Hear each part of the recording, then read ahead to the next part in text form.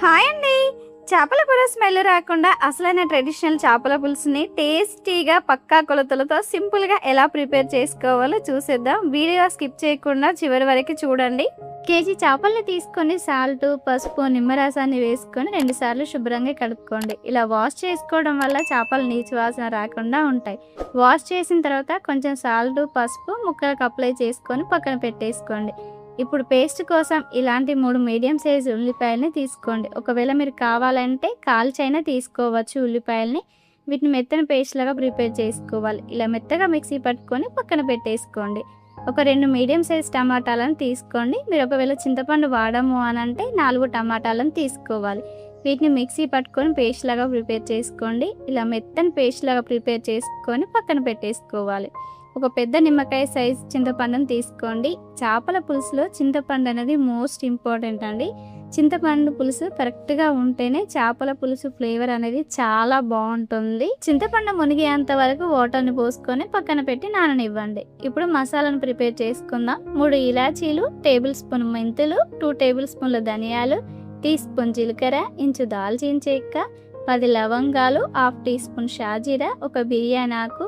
ఈ మసాలాలన్నిటిని ఇప్పుడు వేయించుకుందాం. బాండీ పెట్టుకొని ఈ మసాలాలన్నిటిని వేసుకొని లో ఫ్లేమ్లోనే పెట్టుకొని వేయించుకోవాలి.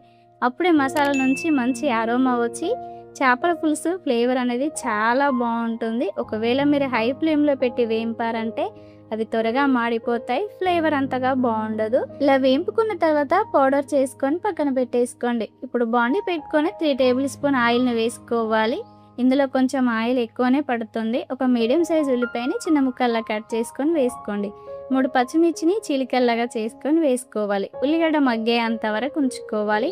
ఉల్లిగడ్డ హాఫ్ మగ్గిన తర్వాత ఇప్పుడు ఇందులో 2 రెబ్బల కరివేపాకు వేసుకొని కరివేపాకు చిటపటలాడేంత వరకు ఉంచుకోవాలి. ఉల్లిగడ్డ కరివేపాకు వేగిన తర్వాత ఇప్పుడు ఇందులో టేబుల్ స్పూన్ అల్లం వెల్లుల్లి పేస్ట్, 1/2 టీ స్పూన్ వరకు పసుపు వేసుకొని అల్లం ఉండలు లేకుండా కలుపుకొని అల్లం పచ్చివాసన పోయేంత వరకు ఉంచుకోవాలి. అల్లం వేగిన తర్వాత మనం ముందుగానే ప్రిపేర్ చేసి పెట్టుకున్న ఆనియన్ పేస్ట్, టమాటా పేస్ట్ వేసుకొని అంతా కలిసేలాగా కలుపుకోండి. వీటిని పచ్చివాసన పోయి ఆయిల్ సపరేట్ అయ్యేంత వరకు మంటను లో ఫ్లేమ్లోనే పెట్టుకొని 5 మినిట్స్ పాటు ఉంచుకోవాలి. ఇలా ఆయిల్ సపరేట్ అయిన తర్వాత అంతా ఒకసారి కలుపుకొని 2 టేబుల్ స్పూన్ వరకు కారాన్ని వేసుకోండి. మనం చింతపులుసు వేసాం కాబట్టి కారం కొంచెం ఎక్కువనే పడుతుంది. మీరు ఇంకొంచెం స్పైసీ ఎక్కువగా తినే వాళ్ళైతే 1/2 టీ స్పూన్ వరకు వేసేసుకోండి. రుచికి సరిపడా సాల్ట్ని వేసేసుకోవాలి. అంతా కలిసేలా కలుపుకొని కారం మగ్గేంత వరకు ఒక 2 నిమిషాల పాటు ఉంచుకోండి. కారం మగ్గిన తర్వాత ఇప్పుడు ఇందులో చింతపండు గుజ్జును వేసుకోవాలి. చింతపండు నానబెట్టుకున్న కప్పుతోటే ఇక్కడ నేను 1.5 కప్పు వరకు వాటర్ని పోసుకున్నాను. ఒకవేళ మీరు గ్లాస్తో పోసుకుంటామనుకుంటే 2 గ్లాసెస్ వరకు వాటర్ని పోసుకోండి. ఒకసారి అంతా కలిసేలా కలుపుకోండి. మీకు చేపల పులుసు చిక్కగా కావాలి అంటే ఈ కన్సిస్టెన్సీలో ఉంటే సరిపోతుంది. మీకు ఇంకొంచెం పలుచగా కావాలంటే 1/2 గ్లాస్ వరకు వాటర్ని పోసుకొని మంటను మీడియం ఫ్లేమ్లోనే పెట్టుకొని ఒక 5 మినిట్స్ పాటు ఉంచుకోవాలి. ఇలా పొంగు వస్తున్నప్పుడు మనం ముందుగానే శుభ్రంగా కడిగి పెట్టుకున్న చేప ముక్కల్ని ఒక్కొక్కటిగా వేసేసుకోండి. ఇప్పుడు మంటను మీడియం ఫ్లేమ్లోనే పెట్టుకొని ఒక 5 మినిట్స్ పాటు ఉంచుకోవాలి. 5 మినిట్స్ తర్వాత మనం ముందుగానే ప్రిపేర్ చేసి పెట్టుకున్న మసాలాను వేసుకోండి. ఒకవేళ మీరు కావాలంటే చేప ముక్కల్ని వేసే ముందైనా ఈ మసాలాను వేయొచ్చు.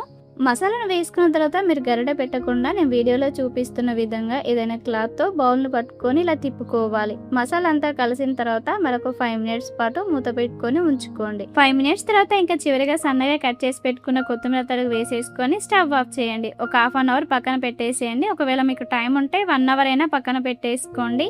లేదా మీరు ఆ నెక్స్ట్ డే తింటే ఇంకా ఫ్లేవర్ చాలా బాగుంటుంది చేపల పులుసు. ఇంతే అండి, ఎంతో టేస్టీగా ఉండే చేపల పులుసు రెడీ అయింది. మీరు కూడా ట్రై చేసి మీకు ఎలా వచ్చిందో కామెంట్ చేయండి. Thank you for watching. Please subscribe.